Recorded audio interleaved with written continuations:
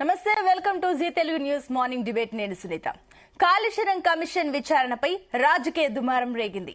మాజీ సీఎం కేసీఆర్ కు నోటీసులు జారీ చేయడం వెనుక ప్రభుత్వం కుట్ర ఉందని బీఆర్ఎస్ శ్రేణులు ఆరోపిస్తున్నారు.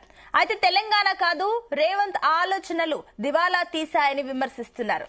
మరోవైపు బీజేపీ నేత ఈటెల రాజేందర్ కూడా కేసీఆర్ చేసిన తప్పులే రేవంత్ కూడా చేస్తున్నారన్నారు. అయితే కాంగ్రెస్ మాత్రం తప్పు చేసి వాటిని కప్పిపుచ్చుకు బీఆర్ఎస్ సాకులు వెతుకుతుందని ఆరోపిస్తుంది. ఇక కాళేశ్వరం కమిషన్ విచారణపై రాజకీయ దుమారం, కేసీఆర్ కు నోటీసులు, సర్కార్ కుట్ర ఉందన్న బీఆర్ఎస్ తెలంగాణ కాదు రేవంత్ వి అనేవి ఇవన్నీ అంశాలు తెరపైకి వస్తున్నాయి. అయితే ఇవే అంశాలపై ఇవాళ డిబేట్ లో డిస్కస్ చేయబోతున్నాం. ఇవాళ డిబేట్ లో మనతో పాటు పార్టిసిపేట్ చేస్తున్నారు కాంగ్రెస్ నుంచి మానవత రాయ్ గారు, అదేవిధంగా బీజేపీ నుంచి ప్రకాష్ రెడ్డి గారు, అదేవిధంగా బీఆర్ఎస్ నుంచి కురువ విజయ్ కుమార్ గారు అండ్ అనలిస్ట్ ప్రొఫెసర్ గాలి వినోద్ గారు. అందరికీ గుడ్ మార్నింగ్ అండి. వినోద్ గారు, ముందుగా మీతో స్టార్ట్ చేద్దాం. సో ఇప్పుడు కాళేశ్వరం కమిషన్ నోటీసులు ఏవైతే ఉందో, ఇది నోటీసుల అంశం పక్కన పెడితే ఇప్పుడు మళ్ళీ రాజకీయంగా కొత్త మలుపులు తిప్పుకుంటుంది తెలంగాణలో. అటు ఈటెల కమెంట్స్ కానివ్వండి, కేసీఆర్ కు సంబంధించి కూడా అటు కేటీఆర్, కవిత, ఎమ్మెల్సీ కవిత కూడా కమెంట్లు చేస్తున్నారు. సో ఏంటి దీనిపైన మీ హోల్ సినారియో పైన మీ ఆలోచనలు ఏంటి దీనిపైన? రాజకీయాలు ఎప్పుడు ఉంటాయమ్మా? ఇప్పుడు రాజకీయ పార్టీలు ఎప్పుడు రాజకీయాలు చేస్తాయి. కాబట్టి రాజకీయాలు చేయడం అనే దాన్ని మనం తప్పుపట్టడానికి వీల్లేదు. ఏ పార్టీ అయినా రాజకీయాలే చేస్తుంది. పార్టీ పెట్టుకున్నదే రాజకీయాలు చేయడానికి. కాబట్టి ఇవాళ ఆయా పార్టీలు వాళ్ళ రాజకీయ అభిప్రాయాలు చెప్తాయి. అందులో తప్పు పట్టదలుచుకోలేదు, నేను తప్పు పట్టను. కానీ వాస్తవాలు ఏంటి అనేది కూడా కావాలి కదా. రాజకీయాలు వేరు, వాస్తవాలు వేరు. సో వాస్తవాలు ఏంటి ఇవాళ కాళేశ్వరం అనేది చాలా చిన్న విషయం నా దృష్టిలో. అయితే దానికంటే ధరణిలో జరిగిన అవినీతి గాని, ధరణిలో జరిగిన కుంభకోణాలు గాని, అది కొన్ని వేల కోట్ల రూపాయలు జరిగింది. మరి ధరణి మీద ఎందుకు జ్యుడిషియల్ విచారణ లేదు? ఇలా అసైన్డ్ భూములు, పేద ప్రజల అసైన్డ్ భూములు, లక్షల ఎకరాల భూములని ఇలా కబ్జాకు గురైనాయి. వాళ్ళ బతుకులు ఆగమైనాయి. అది ఈ కాళేశ్వరం కంటే కూడా చాలా 100 రెట్లు ఎక్కువ అవినీతి జరిగింది. అందులో స్కామ్ జరిగింది. ధరణి గాని, ఈ అసైన్ భూముల విషయాలు గాని. మరి దాని విషయంలో రేవంత్ రెడ్డి గారికి ఎందుకు చిత్తశుద్ధి లేదు? రేవంత్ రెడ్డి గారికి నిజంగానే చిత్తశుద్ధి ఉంటే చిన్న చిన్న విషయాలు, ఎందుకంటే ఈ కాళేశ్వరంతో టెక్నికల్ అంశాలతో పెద్దగా ఏ మురుగేది ఉండదు. ఎందుకంటే నేను ఉమ్మడి ఆంధ్రప్రదేశ్ గాని, దేశంలో జరుగుతున్న కమిషన్స్ గాని, ఇప్పటిదాకా కొన్ని వందల కేసుల మీద మేము క్లాసులు చెప్పిన వాళ్ళం. ఏ కమిషన్ల మీద కూడా ఇంతవరకు చర్యలు జరిగింది లేదు, వారి మీద జైల్లో పోయింది లేదు. గోఫర్స్ కుంభకోణం నుండి మొదలుకుంటే అనేక కుంభకోణాలు బయటకు వచ్చినాయి. అనేక కుంభకోణాలు వెలుగు చూసినాయి. ఏ కుంభకోణాలలో ఎంతమంది జైలుకు పోయినరు, ఎంతమందికి శిక్షలు పడ్డాయి, ఇవన్నీ ఎంత రికవర్ అయింది మనీ అనేది నిజంగా ప్రభుత్వంలో చిత్తశుద్ధి ఉంటే బయట పెట్టాలి. కానీ అన్ని రాజకీయాలే చేస్తున్నాయి. కాబట్టి నేనైతే దీన్ని పెద్దగా ఈ నోటీసులతోని ఏమరిపోయి ఆయన ఒకవేళ జైలుకు పోయినా సరే బయటకు వచ్చి, ఒకవేళ జైలుకే పంపాలనుకుంటే జైలుకు పంపిస్తారు. ఏదో ఒక కారణాల చేత జైలుకు పంపచ్చు, పెద్ద ప్రాబ్లం కాదు. రాజకీయ నేతల్ని జైలుకు పంపడము అనేది పెద్ద ఇష్యూని కాదు. కానీ వాస్తవంగా దాంట్లో జరిగిన అవినీతి ఎంత జరిగింది, అసలు దానికి ఇన్వెస్ట్మెంట్, దానికి కాళేశ్వరం ప్రాజెక్ట్ అయిన ఖర్చు ఎంత, అవినీతి ఎంత, 1,00,000 కోట్ల అవినీతి జరిగిందని అంటున్నారు కదా. దానికి పెట్టింది ఎంత? అసలు 1,00,000 కోట్లు పెట్టుబడి పెడితే 1,00,000 కోట్ల అవినీతి జరుగుతుందా? అంటే మరి అవినీతి 1,00,000 కోట్లు జరిగితే మరి అక్కడ కాళేశ్వరం అది కనపడద్దు కదా, ప్రాజెక్టే కనపడద్దు కదా. ఒక పిల్లర్ కూలిపోయినంత మాత్రాన ఇవాళ మొత్తం అవినీతి కంప్లీట్ గా జరిగిపోయినట్టుగా మనం ఎట్లా నిర్ధారిస్తాం? టోటల్ అవినీతి జరిగిందని ఎట్లా నిర్ధారిస్తాం? అట్లా అంటే బోల్డ్ అని ప్రాజెక్టులు బోల్డ్ అని చాలా కూలినాయి. అది కాంగ్రెస్ హయాంలో కూలినాయి, తెలుగుదేశం హయాంలో కూలినాయి, రాజశేఖర రెడ్డి హయాంలో కూలినాయి, ఇప్పుడు కేసీఆర్ గారి హయాంలో కూలినాయి. మరి అవినీతి ఒకళ్ళ నిజంగా రేవంత్ రెడ్డి గారి చిత్తశుద్ధి ఉంటే జలయజ్ఞంలో జరగలేదా, లేదా బాబు హయాంలో జరగలేదా, కేసీఆర్ హయాంలో ఇవాళ రాజకీయాల్లో అవినీతి అనేది చాలా వెరీ కామన్ ఇష్యూ. కానీ ఒక కామన్ మ్యాన్ కు జరుగుతున్న అన్యాయం మీద ఇవాళ చర్చ జరగడం లేదు. కామన్ ప్రజలకు జరుగుతున్న అన్యాయాల మీద చర్చ జరగడం లేదు. ఇవాళ కాళేశ్వరం అనేది ఒక ప్రాజెక్టు. అసలు కాళేశ్వరం ప్రాజెక్టు వల్ల ఎంతో మేరకు నీళ్లు వచ్చినాయి అనే అంశాలను కొంతసేపు పక్కన పెడితే, అసలు ఆ ప్రాజెక్టు కంటే కూడా అంతకంటే ఇంకా పెద్ద స్కాములు జరిగినాయి ఇక్కడ. వాటి మీద విచారణ నిజంగా చిత్తశుద్ధి ఉంటే రేవంత్ రెడ్డి గారికి ముఖ్యమంత్రి హోదాలో వారు అంతకంటే పెద్ద స్కాములు ఉన్నాయి. ఇది రాజకీయ కోణం నుండి మాత్రమే కాకుండా ప్రజల యొక్క జీవన ప్రమాణాలు, రైట్. తెలంగాణ రాష్ట్రం ఏర్పడితే ప్రజల ఆకాంక్షలు, వీటన్నిటి మీద ఎక్కడ చర్చ లేదు. కాబట్టి నేను ఈ అంశాన్ని పెద్దగా సీరియస్ అంశంగా తీసుకుని తర్వాత రెండవది ఏంటంటే, ఒకవేళ ఖచ్చితంగా ఆయన అరెస్ట్ చేయాలి, నన్ను ఎట్లయితే అరెస్ట్ చేసిండ్రు నాకు ఆ ఓటుకు నోటు కేసులో మీరని కూడా అరెస్ట్ చేయాలని చెప్పేసి కనుక రేవంత్ రెడ్డి గారు అనుకుంటే ఖచ్చితంగా ఆయన అరెస్ట్ అవుతాడు ఏదో ఒక కారణం చేత. అయినంత మాత్రాన అరెస్ట్ అయిన వాళ్ళందరూ ముఖ్యమంత్రులు అవుతారు కదా. సో కాబట్టి ఇవాళ జైలు పోవడం అనేది ముఖ్యమంత్రి పదవి కోసం అనే పరిస్థితికి వచ్చేసింది. కాబట్టి అంటే ఒక నేరం ముఖ్యమంత్రి పదవికి దారితీస్తున్న రాజకీయాలు నడుస్తున్న క్రమంలో ఇది ఒక పెద్ద ఇష్యూ కదా నేను అనుకుంటున్నాను.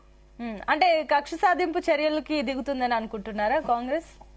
నేనేమంటాను, అప్పుడు ఆయనను అంతకుముందు జైలు పంపారు కదా ఓటుకు నోటు కేసులో.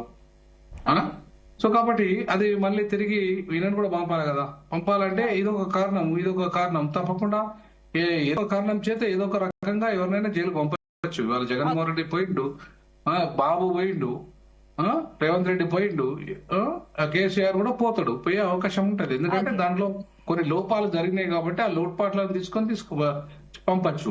ఓకే అండి. ఎస్ మానవతరాయ్ గారు, గుడ్ మార్నింగ్ అండి. గుడ్ మార్నింగ్ అండి. ఎస్, ఏం చెప్తారు? అటు కేటీఆర్ కమెంట్స్ ఉన్నాయి, ఎమ్మెల్సీ కవిత కూడా కమెంట్స్ చేస్తున్నారు, కక్ష సాధింపు చర్యలు కేవలం బీఆర్ఎస్ నేతల్ని టార్గెట్ చేస్తున్నారని. అండ్ ఇంకొకటి ఈటెల రాజేందర్ కమెంట్స్ కూడా ఉన్నాయి, కేసీఆర్ చేసిన తప్పే మళ్ళీ రేవంత్ రెడ్డి కూడా చేస్తున్నారని చెప్పేసి. మరి మన వినోద్ గారు చెప్పిన కమెంట్స్ కి కూడా ఏం చెప్తారు? ఇప్పుడు అందరు కూడా కాంగ్రెస్ నే వేలెత్తి చూపిస్తున్న పరిస్థితి, ఏం చెప్తారు? ఇప్పుడు కాంగ్రెస్ హయాంలో ఏ ప్రాజెక్టులు కూడా ఇట్లా కుప్పకూలిపోలే. సాగర్ తుఫాన్లకు, భూకంపాలకు, వరదలకు దానికన్నా ఎక్కువ శాతం నీళ్ళు, దాని అంచనాలకు మించి నీళ్ళు వచ్చినా సరే అట్లనే ఉన్నది. అదేవిధంగా శ్రీరామ్ సాగర్ తీసుకున్నా, శ్రీశైలం తీసుకున్నా, తర్వాత ఎగో మానేరు, దిగో మానేరు, మిడ్ మానేర్లు ఇవైతే తీసుకున్నా, ఎల్లంపల్లి తీసుకున్నా, ఏ ప్రాజెక్టులు తీసుకున్నా ఆ ప్రాజెక్టుల ద్వారానే ఈ తెలంగాణ అనేది సస్యశ్యామలంగా ఉంది. 2,80,00,000 మెట్రిక్ టన్నులకు ఇప్పటి వరకు నీళ్లు ఇస్తున్నాం మనం. ఇవాళ కాళేశ్వరం అనేది కూలేశ్వరమే కాదు, తెలంగాణకు దుఃఖదాయిని అంటున్నా. బెంగాల్ దుఃఖదాయిని దామోదర్ నది అయితే తెలంగాణకు దుఃఖదాయిని ఏదంటే కాళేశ్వరం ప్రాజెక్ట్. ఎందుకంటే నేను ఉత్తగేదో రాజకీయ ఆరోపణలు చేయట్లే. అవినీతి కామన్ అని మా గురువు గారు, మా ప్రొఫెసర్ గారు అంటున్నారు. అవినీతి కామన్ అయితే ఇంకెట్లా అంటున్నా? ఇది పెద్ద అవినీతి. దాదాపు 80,000 కోట్ల అంచనాలతో ఎటువంటి జాతీయ హోదా అడగకుండా, జాతీయ హోదా అడిగితే కమిషన్లు రావని చెప్పేసి నాసిరకంగా నిర్మాణం చేసి మిగిలిన కమిషన్లు జేబులో వేసుకోవచ్చు అంటన్నా. గురువుగారిని 80,000 కోట్ల అంచనాలతో పెడితే కేసీఆర్ గారే స్వయాన 1,27,000 కోట్లకు పెంచారు దీన్ని, పరిధిని పెంచి. ఎప్పుడు కూడా ప్రాజెక్టు మొత్తం 1,00,000 కోట్లు మింగేయరు. అందులో 40,000 కోట్ల 50,000 కోట్ల తేల్చాల్సింది ఎవరు? మీరు, నేను కాదు. రేపు ఇప్పుడు విచారణ పినాకిని చంద్రఘోష్ గారు ఎవరైతే విచారణ జరుపుతున్నారో వారు విచారణ జరుపుతారు. కాబట్టి మరి గత బీఆర్ఎస్ 10 ఏళ్ల పరిపాలనలో జవాబుదారితనం లేకుండా అయిపోయింది. ఏ అంశంలో తీసుకున్నా, గ్లోబల్ ఈనాలో ఇంటర్మీడియట్ విద్యార్థులు చనిపోతే 26 మంది 30 మంది చనిపోతే ఆ సంస్థ పైన చర్యలు లేవు, ఎఫ్ఐఆర్ నమోదు లేదు. రోహిత్ వేముల ఆత్మహత్యకు బీజేపీ నాయకులు కారణమైతే రాష్ట్ర ప్రభుత్వం వాళ్ళల్లో ఒప్పందాల్లో భాగంగా కనీసం ఎఫ్ఐఆర్ నమోదు చేయలేదు. ఎక్కడ ఏ అవినీతి జరిగినా సరే దాని మీద కేసులు లేవు. అట్లే అనుకున్నారు, ఇష్టం వచ్చినట్టు దోచుకున్నారు. కాబట్టి కాళేశ్వరాన్ని నేను ఎందుకు దుఃఖదాయని అంటానంటే, ఇక్కడ గమ్మత్తు ఏంటంటే ఎక్కడైనా సరే ఎకరా పంటకు 30,000 25,000 ఆదాయం వస్తుంది. అదేవిధంగా ఈ ప్రాజెక్టు కనుక ఎకరాకు నీళ్లు బారిస్తే 46,600 రూపాయలు ఖర్చు అవుతుంది. మరి ఇది వృధా కాదా? దీనివల్ల ఏం ప్రయోజనం? అదేవిధంగా ఈ కాళేశ్వరం ప్రాజెక్టు 1,02,000 కోట్లు ఖర్చు పెడితే ఇప్పటి వరకు, నేను చెప్పేది అబద్ధాలు కాదు, రాజకీయాలు కాదు, శాస్త్రీయంగా వాస్తవాలు చెప్తున్నా, 50,000 ఎకరాలకు మాత్రమే నీరందింది. ఆ నీరందటమే కాకుండా కేసీఆర్ గారు నిర్మాణ సారథ్యంలో ఈ ప్రాజెక్టు నిర్మాణం అయిందని చెప్పి వాళ్లే అప్పుడు కితాబిచ్చుకున్నారు. కేసీఆర్ గొప్ప ఇంజనీర్, మరో మోక్షగుండం విశ్వేశ్వరయ్య అని చెప్పి వాళ్లే చెప్పుకున్నారు. ఏ ప్రాజెక్ట్ అయినా గాలి వినోద్ కుమార్ గారు, మా ప్రొఫెసర్ గారు వినాలి. మనం ఇల్లు కట్టాలంటే దృఢంగా, బలంగా ఒక 60 ఏళ్ళు 70 ఏళ్ళు ఉండాలంటే, ఒక 2,000 ఎస్ఎఫ్టీలో కట్టాలంటే, 150 గజాలు 200 గజాల్లో కట్టాలంటే 6 నెలల సమయం పడుతుంది. వాటర్ ప్యూరిఫైయింగ్ చేయటం అన్ని కలిపితే. అదేవిధంగా ఒక ప్రాజెక్టు దృఢమైన నాగార్జున సాగర్ కానీ ఇట్లాంటి ప్రాజెక్టులు కట్టాలంటే 3 ఏళ్లలో కట్టేది ప్రాజెక్టు కాదు. అది గుర్తుపెట్టుకుని అది కుంగిపోతాయి. హడావుడిగా కంగారుతో కమిషన్ల కోసం కక్కుర్తిపడి కట్టిన ప్రాజెక్టు కాళేశ్వరం. ఏ ప్రాజెక్ట్ అయినా కనీసం 7 సంవత్సరాలు 8 సంవత్సరాలు కడితే దానికి పొందిక ఉంటుంది, దృఢత్వం ఉంటుంది. మరి ఎందుకని వీళ్ళు హడావుడి చేసి కట్టారు దీన్ని? ప్రాజెక్ట్ అంటే ఈ కూలిపోవడానికి, అందుకే కూలీశ్వరంగా మారిపోయింది. కాబట్టి ఈ ప్రాజెక్టు నిర్వహణకు వచ్చేస్తే వడ్డీలు అప్పులు అన్నీ కలిపితే దాదాపు అసలు వడ్డీకి కలిపితే 25,000 కోట్లు. తర్వాత ఈ ప్రాజెక్టులో పంప్ హౌస్లు మొత్తం నడిపిస్తే కరెంటు బిల్లే ఏడాదికి 10,600 కోట్లు వస్తుంది. మొత్తం దీని నిర్వహణ వచ్చేసి 46,000 కోట్లు. అంటే రాష్ట్రంలో అసలు ఈ వివిధ సంక్షేమ పథకాలు ఈ ప్రాజెక్టు పెట్టకుండా ఉంటే వివిధంగా అసలు బీపత్సంగా పేద ప్రజలను అభివృద్ధి చేయొచ్చు. అది గుర్తుపెట్టుకోండి. ఏం జరగలేదా అంటే గుర్తుపెట్టుకోండి, ఇక్కడ అన్ని విచారణ జరుగుతున్నాయి. ఫోన్ ట్యాపింగ్ లో అసలైన సూత్రధారి అమెరికాలో ఉన్నాడు, రేపో మాప ఆయన వస్తాడు. అదేవిధంగా విద్యుత్ కొనుగోలులో కమిషన్ ఉంది, విచారణ జరిపింది, నిగ్గు తేల్చింది. ఆ అంశం కూడా ఉచ్చు బిగుస్తుంది బీఆర్ఎస్ పార్టీకి, బీఆర్ఎస్ నాయకత్వానికి. అదేవిధంగా ఫార్ములా 1 రేసులో 55 కోట్ల అవినీతి, ఎటువంటి అనుమతులు లేకుండా, కేంద్రం అనుమతి లేకుండా, రాష్ట్ర మంత్రిమండలి ఆమోదం లేకుండా, మరి రిజర్వ్ బ్యాంక్ అనుమతి లేకుండా విదేశాలకు పౌండ్ రూపంలో ప్రభుత్వ ఖజానా నుంచి అడిగిపోయారు.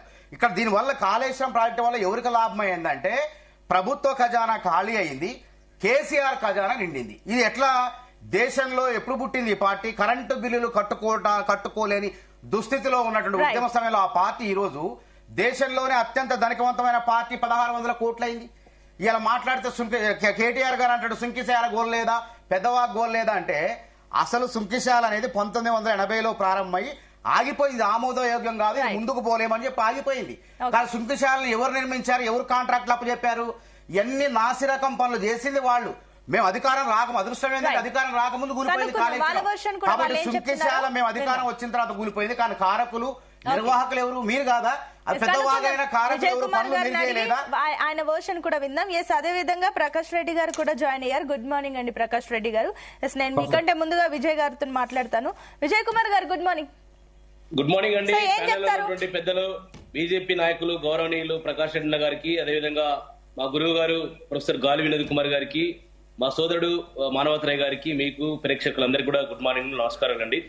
చెప్పండి విజయ్ కుమార్ గారు. సో కాళేశ్వరం కూలేశ్వరం చేస్తారు, కాళేశ్వరం వల్ల ఎవరికి లాభం లేదు, పూర్తిగా అప్పులే ఉన్నాయి. అండ్ ఏం చెప్తారు దీనికి సంబంధించి? మరి ఇందాక మానవతరాయ్ గారు చెప్పినట్లుగా ఇప్పుడు 2007 సమరంలో ఉమ్మడి ఆంధ్రప్రదేశ్ లో కాంగ్రెస్ ప్రభుత్వంలో గౌరవ దివంగత రాజశేఖర రెడ్డి గారి నేతృత్వంలో జలయజ్ఞంలో భాగంగా ప్రాణహిత ప్రాజెక్ట్ ను తీసుకొచ్చి మొట్టమొదటగా 17,500 కోట్ల రూపాయల అంచనాలతో 16 లక్షల ఎకరాలకు నీళ్లు పారిస్తామని చెప్పేసి ప్రాణహిత దగ్గర తుమ్మిడిహట్టి దగ్గర ప్రాజెక్టు 152 అడుగుల్లో ఎత్తులో కడతామని చెప్పేసి ఆ రోజు జీవోలో ఇచ్చి 2007 నుంచి 2014 వరకు కూడా ఒక తట్టడు మట్టి కూడా తీయకుండా ఉమ్మడి ఆంధ్రప్రదేశ్ లో తెలంగాణ ప్రాంతానికి, ఉత్తర తెలంగాణ ప్రాంతానికి ఒక ఎడారిగా మార్చడానికి కారకభూతులైనటువంటి వ్యక్తులు కాంగ్రెస్ పార్టీ వాళ్ళు, కాంగ్రెస్ పార్టీ మంత్రులు, ఈ రోజు ఉన్నటువంటి ప్రభుత్వం. మరి ఆ రోజు ఆ యొక్క ప్రాణహిత ప్రాజెక్ట్ ని పూర్తి చేసి ఉండింటే, ఉమ్మడి ఆంధ్రప్రదేశ్ లో ఆ ప్రాజెక్ట్ ను పూర్తి చేసి ఉన్నట్టయితే ఇవాళ ఈ పరిస్థితి చర్చకు దారి తీసేదే కాదు. నేను ఇంకోటి చెప్తా ఉన్నా, 2007లో 17,500 కోట్ల అంచనాలతో ప్రారంభించినటువంటి ఒక ప్రాణహిత ప్రాజెక్టును మరి 2008లో చేవెళ్ల రంగారెడ్డి ప్రాంతం కూడా మరో 4 లక్షల ఎకరాలకు నీరు కావాలని చెప్పేసి దాన్ని ప్రాణహిత చేవెళ్ల సుజలా స్రవంతి ప్రాజెక్టు అని నామకరణం చేసి 2008లో 38,500 కోట్ల రూపాయలను అంచనాలు పెంచి, అంటే ఒక ఏడాది కాలంలో ఒక సగానికి పైగా అంచనాలు పెంచి వాళ్ళ తెలంగాణ ప్రాంతంలో అక్కడ హెడ్ దగ్గర పనిచేయకుండా టైల్ దగ్గర పనిచేసి ఎక్కడైతే ప్రాజెక్ట్ ని రూపకల్పన చేశారో తుమ్మిడిహట్టి దగ్గర, ఆ తుమ్మిడిహట్టి దగ్గర ప్రాజెక్టు నిర్మాణం కాకుండానే, అక్కడ ఏ రకమైనటువంటి స్ట్రక్చర్ నిర్మించకుండానే ఇక్కడ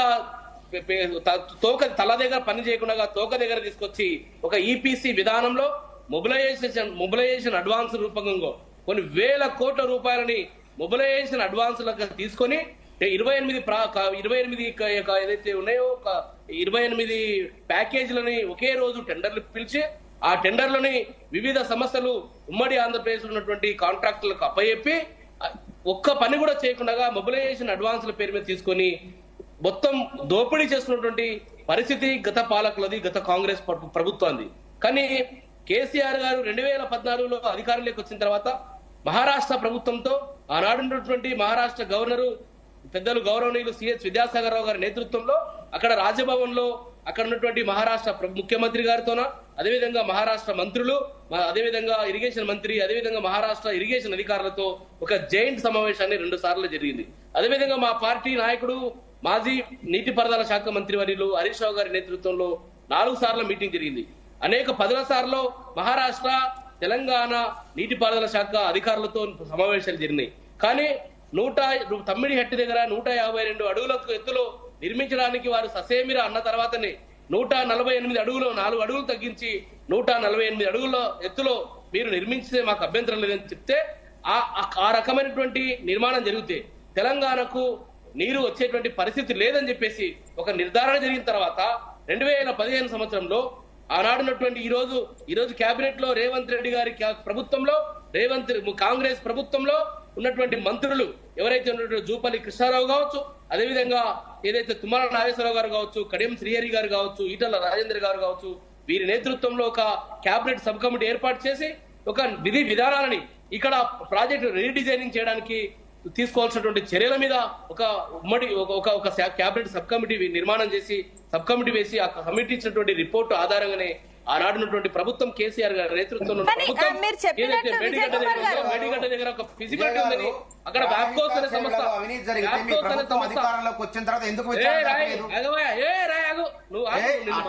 నువ్వు మాట్లాడుతావు సభ్యతగా మాట్లాడు. విజయ్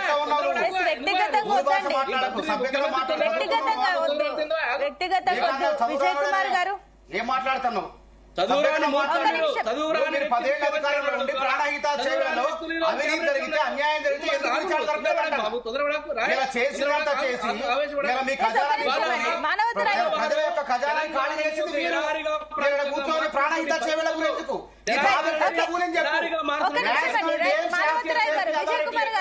ఎన్డీఎస్ఏ కూడా ఇది అక్రమం, ఇది అవకతవకలు కూలిపోయిందని చెప్పింది. అసలు విషయం చెప్పకుండా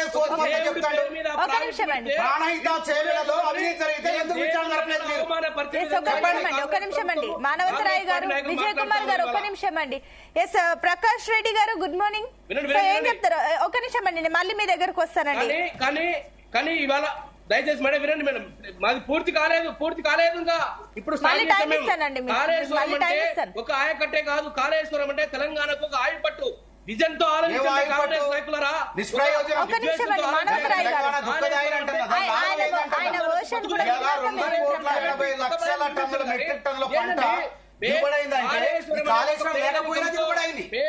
కాబట్టి కాళేశ్వరం పేరు చెప్పి, చెట్టు పేరు చెప్పి కాయలు అమ్ముకున్నట్టు కాళేశ్వరం పేరు చెప్పి దోచుకున్నారు. ప్రజాధనం ఖాళీ అయింది, ప్రభుత్వ ఖజానా ఖాళీ అయింది. ప్రభుత్వం 2005లో అధికారంలోకి వస్తే అక్కడ పంజాగుట్ట ఫ్లైఓవర్ ని కూలిపోయింది. మరి అప్పుడు కూడా మీరు కూలివేస్తే ప్రభుత్వం అయిందండి. ఇవాళ ఏదో సుంకిశాల రిటైనింగ్ వాళ్ళు కూలిపోయింది. ప్రారంభించిందే కేటీఆర్, పనులు అప్పచెప్పిందే కేటీఆర్. ఓకే మళ్ళీ మీ దగ్గరకు వస్తానండి. విజయ్ కుమార్ గారు, మానవతరాయ్ గారు మళ్ళీ వేరే వాళ్ళతో కూడా మాట్లాడాలి. నోటీసులు ఇస్తే గుమ్మడికాయ దొంగ అంటే భుజాలు ఎందుకు జరుపుకుంటారంటానా? ఇందిరాగాంధీ గారు జైలుకు పోలేదా? ఎంతమంది జైలుకు పోలేదు? చిదంబరం గారు పంపిలేదా? చెప్పండి. అందరూ సమానులే. ఎవరైనా ఒక నిమిషం ఆగండి. విజయ్ కుమార్ గారు,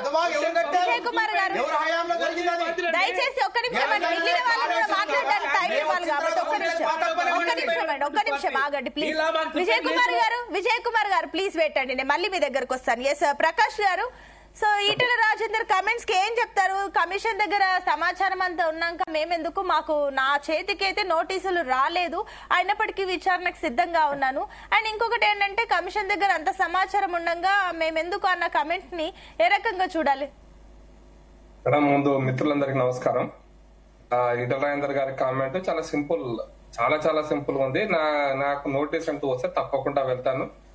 ఇప్పటిదాకా నిన్న సాయంత్రం వరకు తందలేదు, అందితే మాత్రం తప్పకుండా వెళ్తాను. కమిషన్ ముందు వాస్తవాలు చెప్తాను అని చాలా స్పష్టంగా చెప్పడం జరిగింది.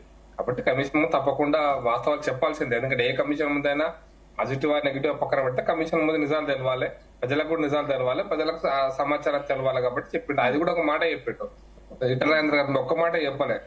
డిజైన్ చేసింది వాళ్ళు, ఇంజనీరింగ్ టెండర్స్ అలొకేట్ చేసింది వాళ్ళు. ఫైనల్ గా మా డిపార్ట్మెంట్ నుంచి మా ఇరిగేషన్ డిపార్ట్మెంట్ కు ఇన్ని వేల కోట్ల రూపాయలు శాంక్షన్ అయినాయి.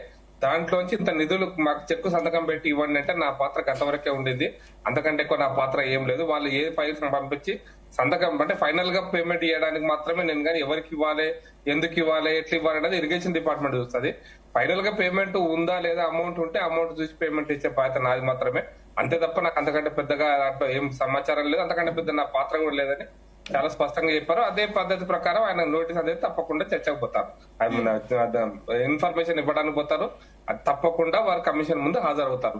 అండ్ ఇంకొకటి ఏంటంటే కూడా బీఆర్ఎస్ లో మంత్రులుగా పనిచేసిన వాళ్ళు కాంగ్రెస్ లో జాయిన్ అయిన అటు తుమ్మల కానివ్వండి, కడియం కానివ్వండి, వీళ్ళపైన కూడా విచారణ ఎందుకు జరగట్లేదంటూ కూడా ఆయన ప్రశ్నించారు. దీనికి ఏం చెప్తారు మేడం? అంటే డెమోక్రసీలో మన భారత పార్లమెంటరీ వ్యవస్థలో పార్లమెంట్ పుస్తకం అందరూ పట్టుకొని తిరుగుతుంటారు, కానీ పార్లమెంటరీ డెమోక్రసీలో క్యాబినెట్ ఈజ్ ద గవర్నమెంట్.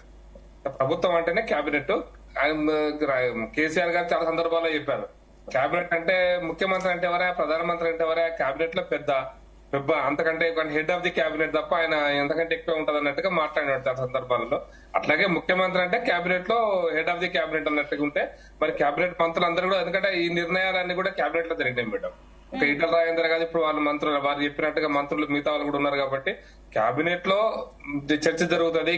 అంటే రాజ్యాంగం ప్రకారం క్యాబినెట్ సమాధానం చెప్పుకోవాలి, క్యాబినెటే ఆన్సరబుల్, క్యాబినెటే సమాధానం ఉంటది కాబట్టి క్యాబినెట్ అందరూ సమిష్టి బాధ్యత క్యాబినెట్ లో.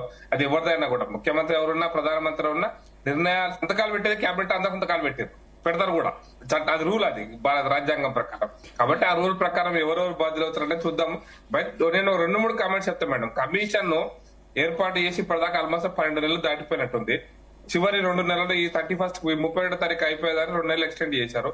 ఈ చివరి క్షణాలలో గత ముఖ్యమంత్రి గారికి, గత మంత్రులకు నోటీసులు పంపించారు. అంటే కమిషన్ మళ్ళీ ఎక్స్టెండ్ చేస్తారా, ఇంకా సమయం ఉంది? ఈ సంవత్సర కాలం పాటు కమిషన్ ఏం చేసింది, ఈ కమిషన్ యొక్క కనీసం ఇంటర్వ్యూ రిపోర్ట్ ఏమైనా ఇస్తారా, తెలంగాణ ప్రజలు కోరుకుంటున్నారా చూడాలని. కాబట్టి మీరు కమిషన్ రిపోర్ట్ తొందరగా పబ్లిష్ చేస్తే మంచిగా ఉంటాయి. లేకపోతే మళ్ళీ 3 ఏళ్ళు ఇంతకుముందు గతంలో అనేక కమిషన్లు వచ్చినాయి, కమిషన్ల పొద్దు గడిచిపోయింది కాబట్టి దానికి కూడా సాంక్టిటీ ఉండదు. ఎందుకంటే సాక్ష్యాలు మారిపోతాయి, వ్యవస్థలు మారిపోతాయి, పద్ధతులు మారిపోతాయి. కాబట్టి వెంటనే ఈ కమిషన్ ముందుకు పిలిచినారు. ముఖ్యమంత్రి గారు కూడా, గత ముఖ్యమంత్రి గారు, మాజీ ముఖ్యమంత్రి గారు పోతే మంచిది, పోయి సమాధానం చెప్పాలి. సమాధానం చెప్తే నిజాలు బయటకు నిజాలు కూడా ప్రజలు తెలుసుకోవాలి. తెలంగాణ ప్రజలు నిజంగా అవినీతి జరిగిందా, జరగలేదా, కక్ష సాధింపా కాదా, ఏందనేది విషయం తెలవాలి. కాబట్టి కమిషన్ ముందు వాస్తవాలు చెప్తే మంచిది అనేది, కమిషన్ ముందుకు రావాలి, కమిషన్ ముందు నిజాలు చెప్పాలి, కమిషన్ దాన్ని పూర్తిగా బేరుజు వేసి నిజాలు తెలంగాణ ప్రజలకు కూడా చెప్పాలి. కమిషన్ ఏర్పాటు చేశారు కాబట్టి ఇది మేము కోరుకుంటుంది. అది తప్ప రైట్ అనేటువంటిది, అది కమిషన్ లో ఏం జరిగింది అనేటువంటిది కమిషన్ రిపోర్ట్ బయటకు వచ్చినాకనే విషయాలు బయటకు వస్తాయి. ఓకే, ఎస్ వినోద్ గారు, సో ఏం చెప్తారు? ఈ కాళేశ్వరం ప్రాజెక్ట్ వల్ల తెలంగాణ రాష్ట్రానికి ఒరిగిందేమీ లేదా, లేదంటే నిజంగానే రైతులకు బీఆర్ఎస్ చెప్తున్నట్లుగా రైతులకు ప్రయోజనకరంగా ఉందా? సో మీ వర్షన్ ఏంటి దీనిపైన? అంటే అవినీతి జరిగిందనే దాని మీద ఇప్పుడైతే కమిషన్ విచారణ చేపడుతున్నారు కాబట్టి దాని మీద నేను కామెంట్ చేయను. కానీ ఇప్పుడు అవినీతి జరిగిందా లేదా అనేది విచారణ కమిషన్ వాళ్ళు వేసిందే కాబట్టి వాళ్ళు బయట పెడతారు. రెండవది, వాళ్ళ కాళేశ్వరం మీద ఏమీ జరగలేదు అసలే, అంత మొత్తం వృధా అని మాత్రం నేను చెప్పాను. ఎందుకంటే తెలంగాణ వచ్చిన తర్వాత ఖచ్చితంగా ఎడారిగా ఉన్న ఇవాళ ఇదే కాంగ్రెస్ పార్టీ తెలంగాణను ఎడారిగా చేసింది. ఇదే కాంగ్రెస్ పార్టీలో ఉన్న సీమాంధ్ర నేతలు తెలంగాణను ఎడారిగా చేయడమే కాకుండా తెలంగాణ అస్తిత్వం, తెలంగాణ మాట ఎత్తనీయలేదు రాజశేఖర రెడ్డి అసెంబ్లీలో. తెలంగాణ మాట ఎత్తనీయకుండా ఇవాళ పరిపాలన కొనసాగించాడు, తెలంగాణ నాయకులను అణిచివేశాడు. అలాగే చంద్రబాబు నాయుడు అదే పని చేశాడు, రాజశేఖర రెడ్డి అదే పని చేశాడు. ఇవాళ తెలంగాణ అస్తిత్వాన్ని కాపాడింది మాత్రం మనం కేసీఆర్ గా చెప్పుకోవాలి. తప్పకుండా తెలంగాణ అనే పదాన్ని అసెంబ్లీలో వినిపించడం కానీ, పార్లమెంట్ లో బయట వినిపించడం కానీ, ప్రజాక్షేత్రంలో వినిపించడం కానీ ఇవాళ అద్భుతంగా చేయగలిగిన నాయకుడు కేసీఆర్ గారు. కాకపోతే ఆయన పరిపాలనలో జరిగిన కొన్ని విషయాల పట్ల, కొన్ని అవినీతి కార్యక్రమాల పట్ల విచారణ కమిషన్లు వేశారు, దాన్ని చూసుకుంటారు, అది వేరు. కానీ తెలంగాణ అస్తిత్వాన్ని కాపాడింది మాత్రం కేసీఆర్ గారు. రెండో అంశం ఏంటంటే ఇవాళ కాళేశ్వరము తెలంగాణకు ఒక ప్రాణదాయిగా ఉండాలనే ఉద్దేశంతో కేసీఆర్ గారు తీసుకొచ్చిన ప్రాజెక్ట్ అది. కేసీఆర్ గారి ఆలోచన ఉండొచ్చు కాక, ముఖ్యమంత్రిగా ఆయన ఆలోచన ఉండొచ్చు కాక, కాకపోతే పూర్తిగా ఆయన చేసి అనడానికి ఆధారాలు లేవు. ఎందుకంటే అక్కడ ఇంజనీరింగ్ డిపార్ట్మెంట్ ఇన్వాల్వ్ అయింది, అక్కడ ఎక్స్పర్ట్స్ ఇన్వాల్వ్ అయినరు. వాళ్ళందరూ కూడా ఇవాళ సాక్ష్యం చెప్పారు. అంటే కేసీఆర్ గారు డైరెక్షన్ లో నడిచినామని. కేసీఆర్ గారు ముఖ్యమంత్రి ఇంతకుముందు ప్రకాష్ అన్న చెప్పినట్టుగా ఇప్పుడు క్యాబినెట్ డిసిషన్ ఉంటుంది తప్ప ఒక్క ముఖ్యమంత్రి డిసిషన్ ఉండదు అక్కడ. సో ముఖ్యమంత్రి అయినా ప్రధానమంత్రి అయినా టోటల్ ఒక అంశాన్ని ముందర పెడతారు. ఒక అంశాన్ని ముందర పెట్టినప్పుడు ఆ అంశాన్ని మీద చర్చ జరుగుతుంది. చర్చ జరిగినప్పుడు నిర్ణయం తీసుకుంటారు. దాంట్లో కేవలం క్యాబినెట్ ఒకటే కాకుండా ఎక్స్పర్ట్స్ కూడా పిలుచుకుంటారు. ఎక్స్పర్ట్స్ అభిప్రాయాలు తీసుకుంటారు, సబ్ కమిటీలు వేస్తారు. ఇవన్నీ ఉంటాయి. ఇవన్నీ ఉండకుండా ఒక కేసీఆర్ డిజైన్ చేసి సంతకం పెట్టించి కేసీఆర్ చెక్లు ఇవ్వడానికి ఇది ఏమన్నా కేసీఆర్ గారి ఒక ప్రైవేట్ ఎస్టేట్ కాదు, it is a government. So government లో ఇన్ని విభాగాలు ఉంటాయి. ఇవన్నీ బాధ్యత వహించాల్సి వస్తుంది. ఒక్క కేసీఆర్ నే టార్గెట్ చేయడము, లేదంటే కేసీఆర్ మాత్రమే అవినీతిలో పాల్గొన్నాడు, ఆయన ఒక్కడే తిన్నాడు అని చెప్పేసి అనడానికి కూడా ఆధారం లేదు. సో కాబట్టి వాళ్ళ కొన్ని లూపోల్స్ జరగచ్చు, కొన్ని టెక్నికల్ అంశాలు జరగచ్చు, కొంత చిన్నగా ఒక పిల్లర్ కూలొచ్చు కాక. అయినంత మాత్రం టోటల్ అది వేస్ట్ అనేది చెప్పడానికి ఆధారం లేదు. రెండవది ఖర్చు విషయానికి వచ్చేసరికి దాని విషయంలో అంటే ఎక్కువ నీళ్ల కంటే కూడా ఖర్చు పెరిగింది అనే దాన్ని కొంత ఒక చర్చ అయితే జరుగుతుంది. ఈ అంశంలో అది ప్రజలకు ఉపయోగపరమా నష్టమా అనే దాన్ని ఇప్పుడు చర్చిస్తే లాభం లేదు. ఎందుకంటే దాంట్లో ఏదైనా తప్పులు జరిగితే సరిచేసి ప్రభుత్వం దాన్ని మళ్ళీ ప్రజలకు ఉపయోగపడే విధంగా చేయాలి తప్ప పొద్దుస్తమానము దాని మీద జరిగిన అవినీతి మీద అంటే మరి రాజశేఖర రెడ్డి గారు జలయజ్ఞం పేరుతో ధనయజ్ఞాన్ని తీసుకొచ్చిన తమ్ముడు చెప్పాడు కదా, నా స్టూడెంట్ మిత్రులు చెప్పారు కదా. మరి అంత దుర్మార్గమైన ధనయజ్ఞం అక్కడ ఒక పార గడ్డ మట్టి కూడా తీయకుండా కూడా ఇలా వేల కోట్ల రూపాయలు పంచాడు మరి రాజశేఖర రెడ్డి. రాజశేఖర రెడ్డి మీద కూలిపోయినా వినండి సార్, వినండి. మీరు పదేళ్ళు అధికారంలో ఉన్నారు. రాజశేఖర రెడ్డి ప్రభుత్వంలో చేసిన విచారణ జరిపారా? సమర్థిస్తున్నారా, అవినీతిని ప్రోత్సహిస్తున్నారా, సమర్థిస్తున్నారా అని అర్థం కాకుండా విశ్లేషకుడు ఇక్కడ అవినీతి. వినండి సార్, మానవతరే కదా, వినండి. ఇప్పుడు అవినీతికి పునాదులు వేసింది రాజశేఖర రెడ్డి, అవినీతి చంద్రబాబు నాయుడు. ఇప్పుడు ఇవాళ అవినీతి జరగలేదు కేసీఆర్ నాయకత్వంలో అనట్లేదు. అవినీతి జరిగింది అనేది విషయాలు కొన్ని విషయాలు బయటపడ్డాయి. ఇంకా బయటపడడానికి మీ విచారణ కమిషన్ ఆల్రెడీ వేశారు మీరు. ఇప్పుడు నేనేమంటున్నా అంటే నేను అవినీతికి వ్యతిరేకం మొదటి నుండి కూడా. కాకపోతే ఒక్క కేసీఆర్ దాంట్లోనే జరిగిందని చెప్పడం అనేది మాత్రం కరెక్ట్ కాదు. నేను నెక్స్ట్ మీ దగ్గరికి వస్తాను. ఎస్, ఓకే అండి వినోద్ గారు, నేను మళ్ళీ మీ దగ్గరకు వస్తాను. మానవతరాయ్ గారు, సో మీ వర్షన్ ఏంటి ఇక్కడ? ఇప్పుడు ఒక్క కేసీఆర్ ని కక్షపూరితం కాదు, విచారణలో కాంగ్రెస్ ప్రభుత్వం వచ్చిన తర్వాత ఒక జవాబుదారీతనం ప్రజలకు. చట్టం అనేది అందరికీ సమానమే. అదే అంటాను, అల్లు అర్జున్కైనా అక్కినే నాగార్జునకైనా ఆ కేసులు అల్లు అర్జున్ కేసులో ఆడ ఉన్నటువంటి బాల్కానీ ఇన్ఛార్జ్ దగ్గర నుంచి అందరినీ జైల్లో పెట్టినాం. అల్లు అర్జున్ గారు ఎంత పెద్ద తారైనా సరే ఆయన మీద కేసు నమోదు చేసినాం. సరే ఆయన హైకోర్టు పోయి ఉపశమనం పొందారు. కాబట్టి అక్కినే నాగార్జున విషయం కానీ పల్లం రాజని ఎవరైనా సరే ఒకటైన భావన కల్పించుకుంటూ ముందుకు పోతున్నాం. ఆయన ఇక్కడ ఈ కాళేశ్వరం కూలిపోవటంలో ఏఈల దగ్గర నుంచి ఈఎన్సీ వరకు కూడా ప్రధాన ఇంజనీర్ల వరకు కూడా మొత్తం కూడా విచారణ జరిపి 400 పేజీల దస్త్రాలు రెడీ చేశారు. డాక్యుమెంట్ అంటే దస్త్రాల రూపంలో సాక్ష్యాలు రెడీ చేశారు. బీఆర్ఎస్ నుంచి చేరిన మాజీ మంత్రుల పైన కూడా మాజీ మంత్రులు కాదు ఇక్కడ ప్రధానంగా ఎవరు వాళ్ళంతా ఏం చెప్పారంటే దీని కర్త కర్మ సూత్రధారి మొత్తం కూడా కేసీఆర్ గారు. ఆయనే మేము చెప్పిన చోట కట్టలేదు, ఆయన నచ్చిన చోట ఈ సుందెళ్ళ మేడిగడ్డ అన్నారం ప్రాజెక్టులు కట్టారు. తర్వాత దానికి బలం చేకూర్చే విధంగా నేషనల్ డ్యామ్ సేఫ్టీ అథారిటీ అనే అత్యున్నతమైన సంస్థ అది. 5,000 డ్యాములను అవి పరిరక్షిస్తుంది అది. కాబట్టి వాళ్ళు ఏం చెప్పారు, వాళ్ళు ఆ నివేదిక తయారు చేయడానికి 14 నెలలు పట్టింది వాళ్ళకి. కేసీఆర్ గారికి 10 ఏళ్లు కట్టే ప్రాజెక్ట్ 3 సంవత్సరాలు.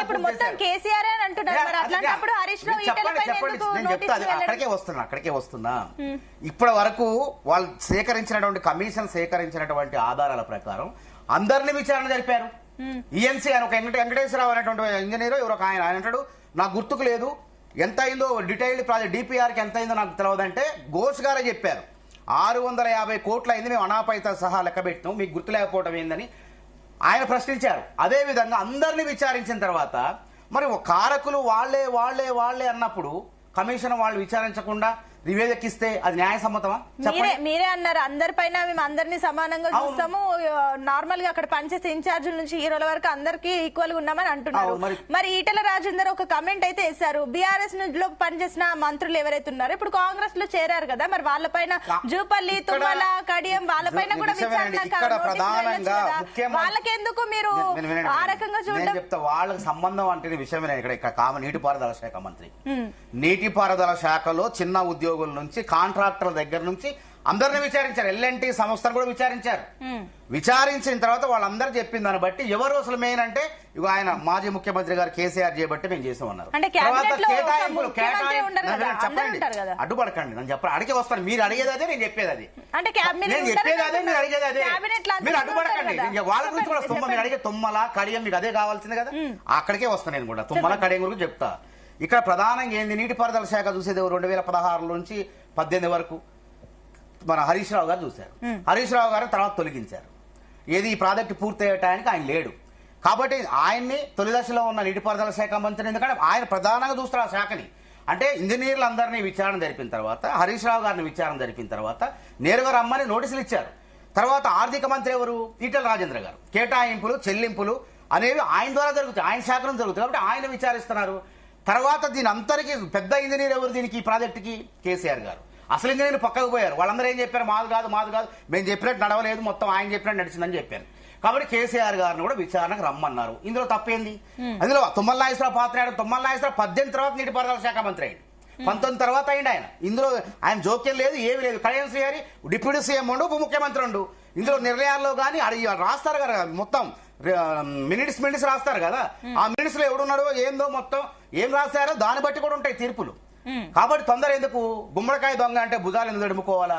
మేము ఎవరిని కూడా ఇప్పుడు నేరస్తులు అంటారా, నేరస్తులు అని చెప్పేది ఎవరంటే కమిషన్ చెప్పాలి, అది గుర్తుపెట్టుకోండి. అదే విధంగా ఈ ప్రాజెక్టులో ఒక ఇంజనీరు, ఈఎన్సీ అంటే ఇంజనీరింగ్ అండ్ చీఫ్ అనేటువంటి హరిలాల్ అనే వ్యక్తి, ఆయన ఏసీబీ సోదాలు చేస్తే 100 కోట్లు దొరికినాయి. ఒక ఇంజనీర్ దగ్గరే 100 కోట్లు దొరికితే మరి ఈ ప్రాజెక్టు 80,000 కోట్లు అని చెప్పి 1,27,000 కోట్ల వరకు అంచనాలు పెంచి 1,02,000 కోట్ల వరకు పూర్తి చేస్తే మరి ఇందులో అసలు సూత్రధారులైనటువంటి వాళ్ళ దగ్గర ఎన్ని వేల కోట్లు ఉండాలి? ఇది ప్రజలకు చెప్పాలా వద్దా? అయినా కాంగ్రెస్ కి ప్రజలు ఎందుకు అధికారం అప్పచెప్పారు చెప్పండి?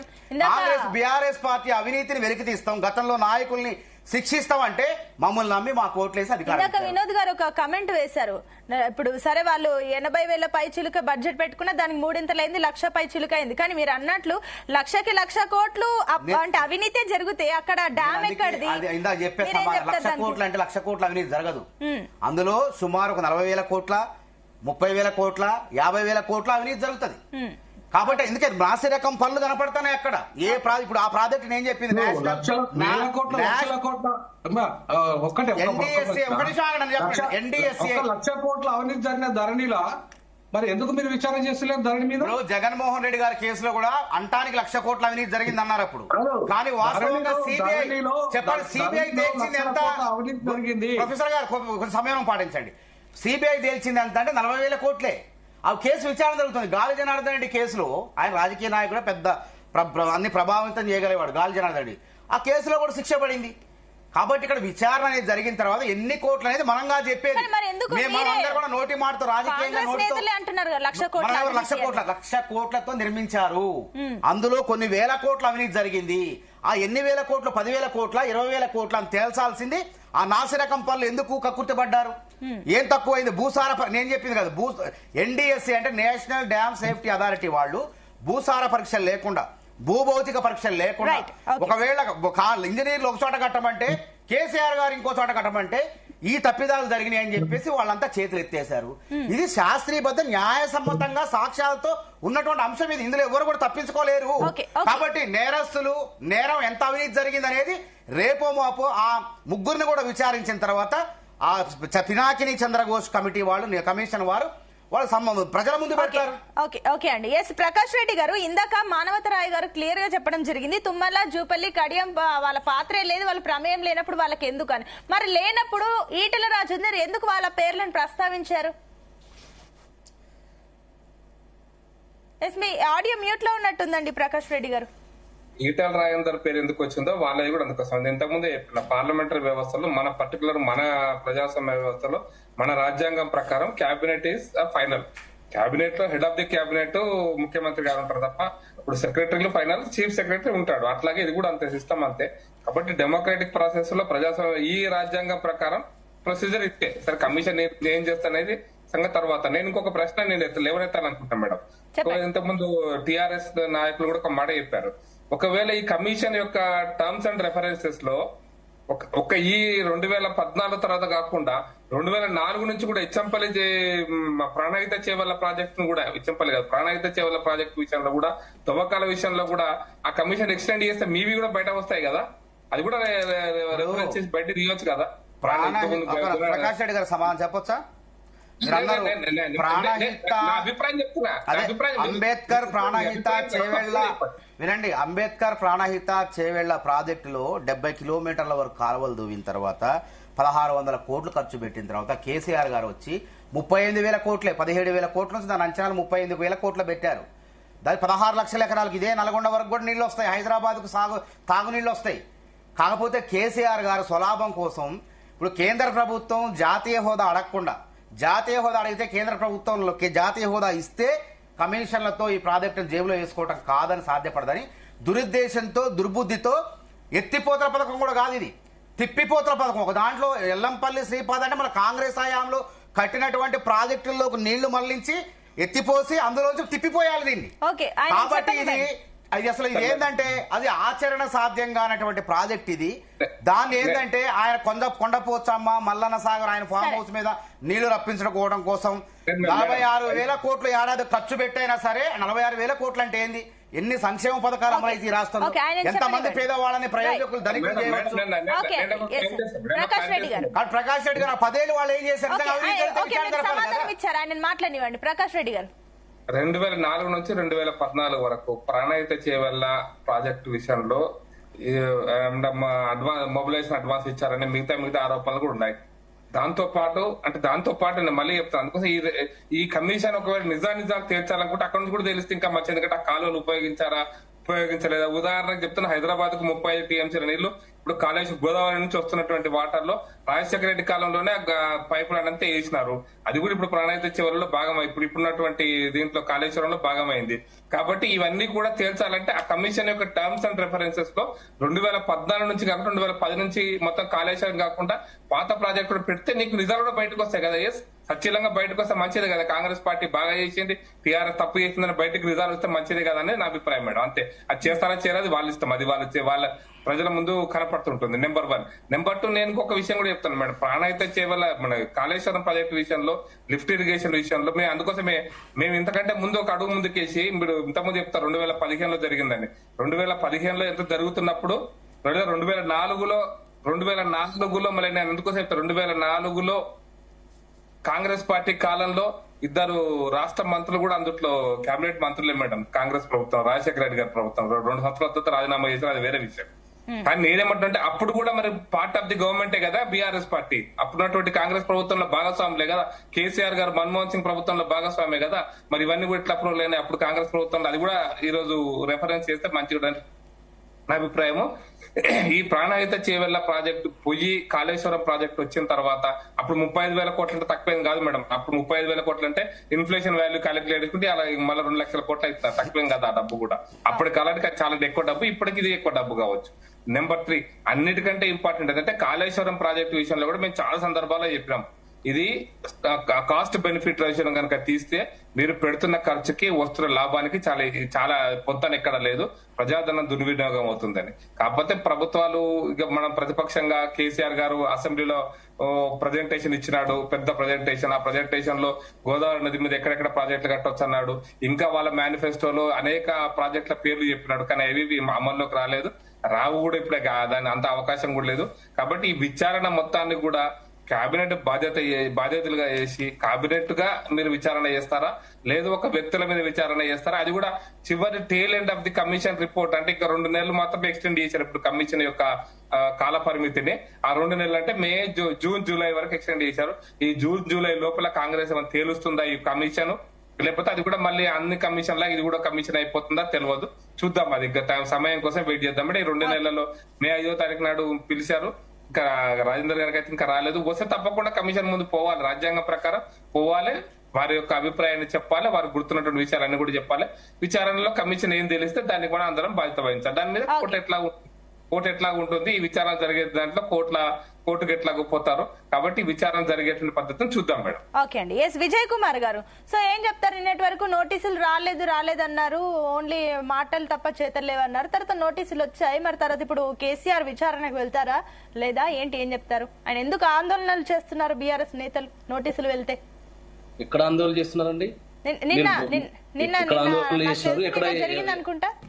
ఇక్కడ ఇప్పుడు సోనియా గాంధీ గారికి, రాహుల్ గాంధీ గారికి నేషనల్ హెరాల్డ్ కేసులో ఈడీ నోటీసులు ఇస్తే ఈడీ విచారణకు హాజరు కామంటే దేశమంతా కాంగ్రెస్ పార్టీ ర్యాలీలు చేసింది, దేశమంతా గగ్గోలు పెట్టింది. ఎక్కడైనా బీఆర్ఎస్ పార్టీ అధినేత తెలంగాణ తొలి ముఖ్యమంత్రి కేసీఆర్ గారికి నోటీసులు ఇచ్చినాయంటే ఎక్కడైనా మా పార్టీ శ్రేణులు వచ్చి రోడ్డు మీదకి వచ్చారండి, గొడవ చేశారండి? ఇది అసందర్భము. వ్యక్తం చేశారు కదా, రోడ్డు మీదకి రాకపోయినా కేటీఆర్ గారు మాట్లాడే. దయచేసి మానవతరాయ్ గారు, మీరు మాట్లాడేటప్పుడు మేమేం మాట్లాడలేదు. మనం అందరం కూడా ఉన్నత చదువు చదువుకున్న వాళ్ళము, బయట చూసే వాళ్ళము చాలా గలీజ్గా అవుతుంది. మరి మాట్లాడిన అబద్ధాలు అయితే చెప్తున్నాం కదా. హరీష్ రావు గారు మాట్లాడారు, కవిత గారు కమిషనర్ అన్నారు, ఆయన చెప్తున్నారు, మీరు కాంగ్రెస్ కమిషనర్ అన్నారు. విజయ్ కుమార్ గారు మీరు చెప్పండి, ఆయన అవ్వట్లేదు, మీరు చెప్పండి. వారికి అవగాహన రాహిత్యంతో, వారికి సరుకు లేదు, మసాలా లేదు, ఏ రకమైనది లేదు. మొత్తం ఈ రీ ఇంజనీరింగ్ ఎందుకు వచ్చిందండి? గవర్నమెంట్ 2016లో GORT నంబర్ 655 మొత్తం కేసీఆర్ గారు 655 కేసీఆర్ గారి ఇంట్లో ఉంది. మసాలా అన్ని కూడా కేసీఆర్ గారి దగ్గర ఉంటే ప్రజల దగ్గర ఏముంటుంది చెప్పండి? అందుకే ప్రజల దగ్గర ఏం లేదు కాబట్టి తేల్చాలనే కమిషన్ ముందుకు వచ్చింది. ఏం మాట్లాడుతున్నావు మరి నువ్వు? సరుకు లేదు, మసాలా, నీకేం సరుకు ఉంది చెప్పు? సరుకులన్నీ మీ దగ్గర ఉండే, సరుకులన్నీ మీ దగ్గర ఉండే, ప్రజలకు అందాల్సినటువంటి సరుకులన్నీ మీ దగ్గర పెట్టుకునే ఇక్కడ కూర్చొని తప్పు బయట గుమ్మడికాయ దొంగ అంటే భుజాలు నడుపుకుంటున్నారు. సోనియా గాంధీ గారి కేసు ఏమైనా పోలిక ఉందండి, పొంతన ఉందండి? సోనియా గాంధీ గారు ఏ ప్రజల దగ్గర ఏ ప్రభుత్వ ఖజానా దోచుకోలేదు. సోనియా గాంధీ గారు ప్రజాధనాన్ని దుర్వినియోగం చేయలేదు. రాహుల్ గాంధీ గారు ప్రజాధనాన్ని దుర్వినియోగం, సొంత పత్రికను కాపాడుకునే ప్రయత్నాలు బీజేపీ నాయకుడు కేసు పెడితే కోర్టు విచారణ జరుపుతుంది.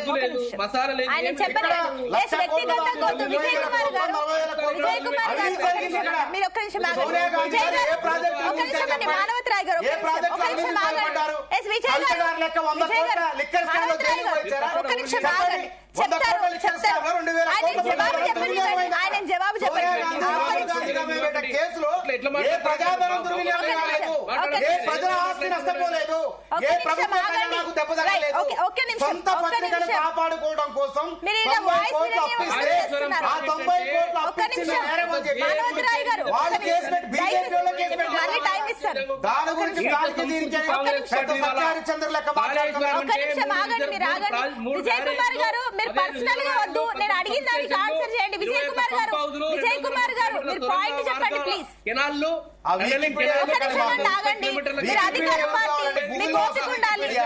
ఉండాలి, వాళ్ళు ఏం చెప్తున్నారు వింటేనే మీకు కూడా అర్థమవుతుంది. ఆయన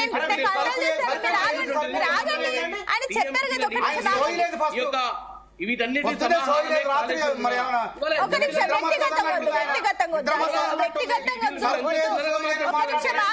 ఒక్క నిమిషం ఆగండి ప్లీజ్.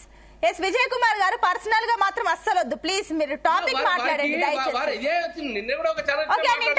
నేను చెప్పాను ఆయన అవ్వరు, మీరు మాట్లాడండి, మీరు టాపిక్ మాట్లాడండి, మీరు చెప్పాల్సిన అవసరం లేదు. తుమ్మల నాగేశ్వరరావు గారు సంబంధం ఏంటంటే, తుమ్మల నాగేశ్వరరావు గారు 2016 ఇచ్చినటువంటి జీవోలో ఆయన ఒక మెంబరు, కేబినెట్ సబ్ కమిటీలో మెంబర్.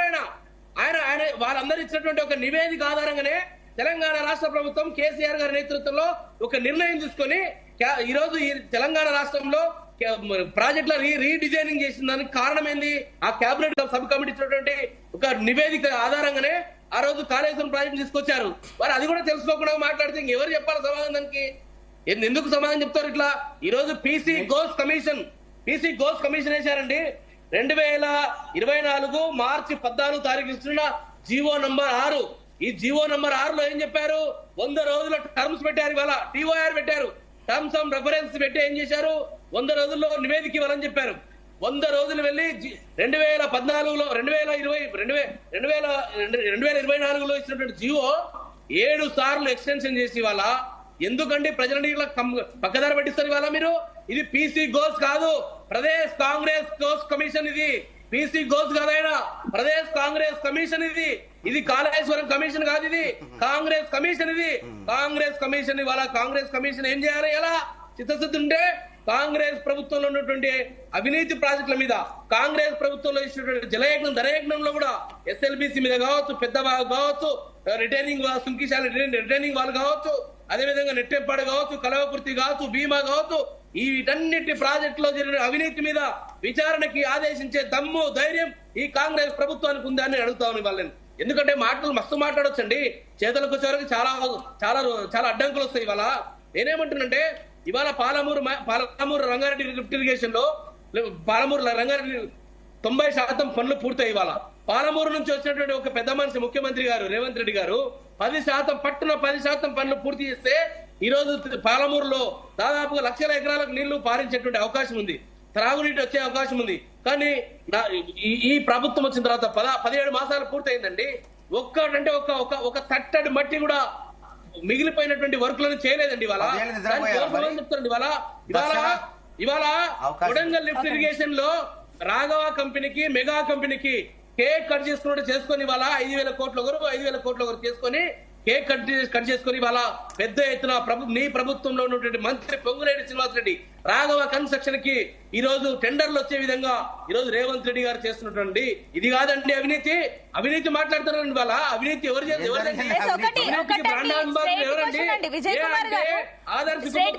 విజయ్ కుమార్ గారు ఒక మాటలో ఆన్సర్ చెప్పండి. సమాధానం రాలేదు. కేసీఆర్ విచారణకు హాజరవుతారా? అవినీతి అనేది 62 కోట్ల అవినీతి జరిగితే విచారణకే 230 కోట్లు అయింది. అభియోగ పత్రాల్లో కుంభకోణం కావచ్చు, ఎంఆర్ ప్రాపర్టీల కుంభకోణం నిరూపించలేకపోయారు, అభియోగాలు నిరూపించలేకపోయారు. సిబిఐ ఈడీలు కోర్టు కొట్టివేసినాయి, కోర్టు ధిక్కరణ వాటి గురించి మాట్లాడితే ఇవన్నీ ఎవరి హయాంలో వచ్చాయండి? వాళ్ళ నిన్నడు కాక నిన్న నీ నాయకుడు రాహుల్ గాంధీ గారికి, నీ నాయకురాలు సోనియా గాంధీ గారికి ఈడీ 140 కోట్ల రూపాయల కరప్షన్ జరిగిందని, 141 కోట్ల రూపాయలు వాళ్ళు దోచుకున్నారని నిన్న ఈడీ ఛార్జ్ షీట్ కూడా చేసిందండి. ఛార్జ్ షీట్ ఇచ్చింది, న్యాయస్థానంలో ప్రూవ్ అయినాయండి.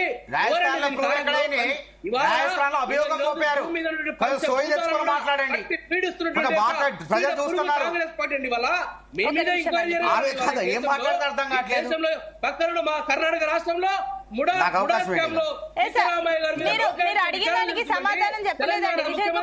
రేవంత్ రెడ్డి మీద ఓటుకు నోటు కేసులో జరిగిన దొంగ కాబట్టి వారు కూడా బెయిల్ మీద ఉండరు.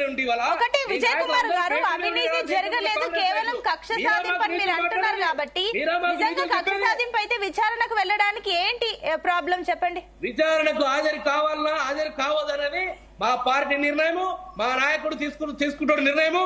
అప్పటి వరకు వారు తొందరపడాల్సిన అవసరం లేదు. 15 రోజులు టైం ఇచ్చారు వారు. ఎవరు?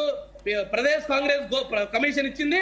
ఆ కమిషన్ ఇచ్చినటువంటి నోటీసులకు ఖచ్చితంగా సరైన పద్ధతిలో, ప్రజాస్వామ్య పద్ధతిలో స్పందిస్తాము. వారు ఆగం కావాల్సిన అవసరం లేదు, తొందరపడాల్సిన అవసరం లేదు. మా పార్టీకి తెలుసు ఏ సమయంలో ఏం చేయాలో తెలుసు. మా నాయకులు ఇంత పెద్ద తలబెట్టి తెలంగాణ సాధించి తెలంగాణని ఇవాళ దేశంలోనే నెంబర్ 1 రాష్ట్రంగా తీర్చిదిద్దిన నాయకుడు మా నాయకుడు అండి. ఇవాళ 2014లో 1,31,00,000 ఎకరాల సాగు విస్తీర్ణం ఉండేటువంటి తెలంగాణని 2023 సంవత్సరంలో తెలంగాణలో 2,68,00,000 ఎకరాలకు సాగునీరు విస్తీర్ణాన్ని చేసినటువంటి దార్శనికుడు అండి మా నాయకుడు కేసీఆర్ గారు. ఈ రోజు వరిధాన్యం ఉత్పత్తులు అండి 2014 68,00,000 టన్నుల వరిధాన్య ఉత్పత్తులు ఉంటే 2023లో 350 అంటే 3.5 కోట్ల టన్నుల ఈ రోజు లక్షల టన్నుల వరిధాన్యం ఈ రోజు పంట పండించిందండి.